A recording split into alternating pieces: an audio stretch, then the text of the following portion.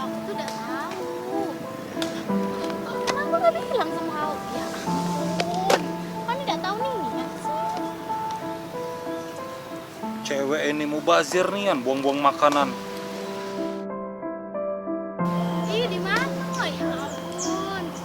Iya. Hah? Ya Allah, hedah kau nih. Ngerti aku?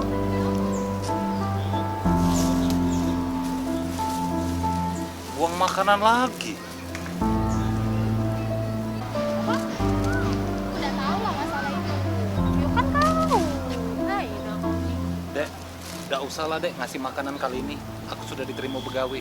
Makasih sudah bersedekah selama ini. Oh, ya sudah. Semangat. Sedekah nggak bikin kamu susah.